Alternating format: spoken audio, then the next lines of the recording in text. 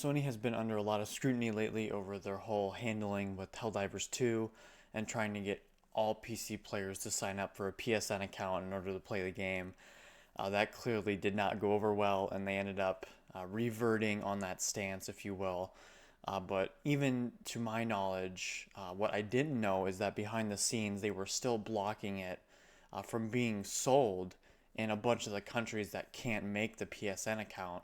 So while it was a victory for sure, it wasn't as big of a victory as I thought it would be.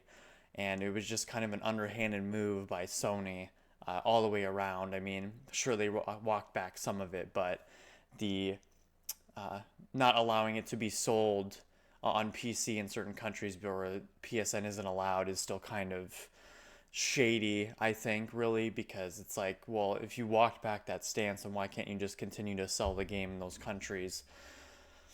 I don't know, something's going on there. But anyway, now Steam is actually automatically refunding a lot of the pre-orders for Ghost of Tsushima, which was a great game, and it sounds like it's going to PC, hence why it's on Steam, or pre-orderable on Steam now. And yeah, so we're gonna kind of look over this article here and see what exactly is going on with more of Sony's shenanigans. So Steam starts auto-refunding Ghost of Tsushima. Steam has started issuing automatic refunds to some of its users who pre-ordered Ghost of Tsushima. The move is a response to Sony's decision to shorten the list of markets in which it plans to sell the Ghost of Tsushima PC port. The whole ordeal started with the recent Helldivers 2 drama over mandatory PlayStation Network account linking.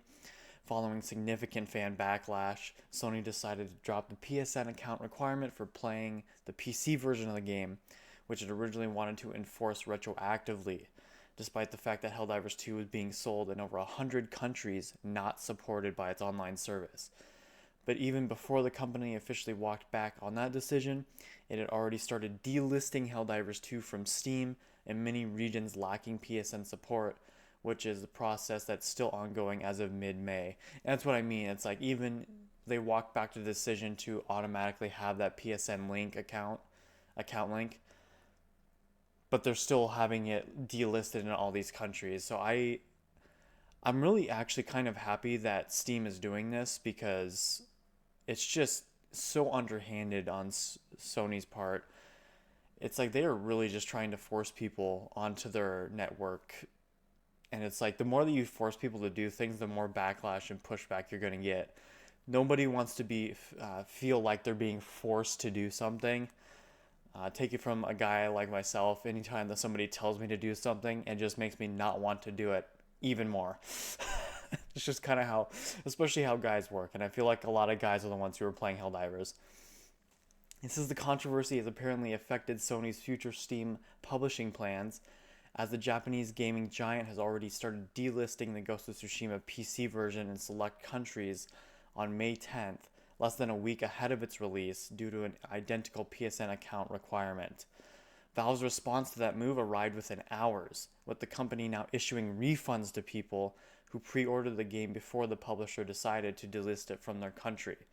As reported by third-party tracker SteamDB, the current wave of refunds appears to be automatic, so anyone who pre-purchased the game from the delisted country can expect to get their money back soon if they haven't already.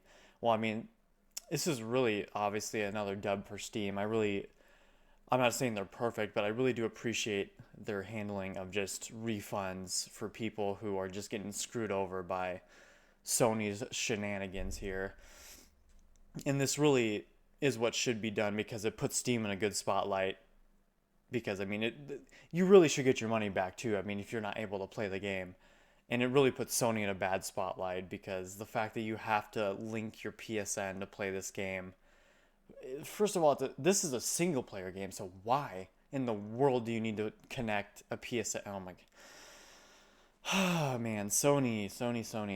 What are we doing here, man? Says refunds or not, the move has already incurred significant criticism from fans, well, rightly so, who were unpleasantly surprised by the fact that they wouldn't be able to buy the long-awaited PC version of Ghost of Tsushima.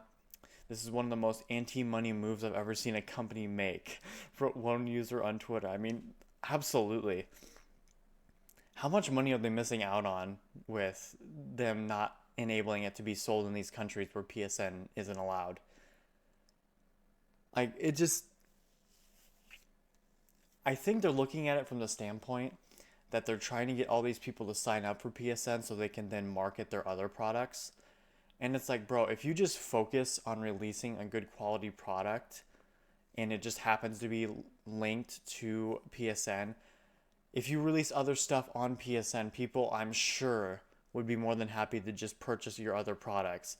But when you start forcing people to sign up for something, another account that they don't need to play one game or two games in this instance, it's like, how can you not expect to get backlash? It's like, it's so simple that I don't know how they're missing it. Like, the only thing I can think of is that they're just looking at it from the standpoint that if they don't get them to sign up for PSN, then they're losing out on money. And it's maybe, sure, some money, but how much more would you be making if you just focused on getting the game to as many people as possible? I don't know. Maybe I'm just thinking about it a little too much. But anyway, yeah, let me know what you guys think about this down in the comments. Another huge L from Sony. Again, that's like, how many L's is it this year, let alone? I really don't know what can be done.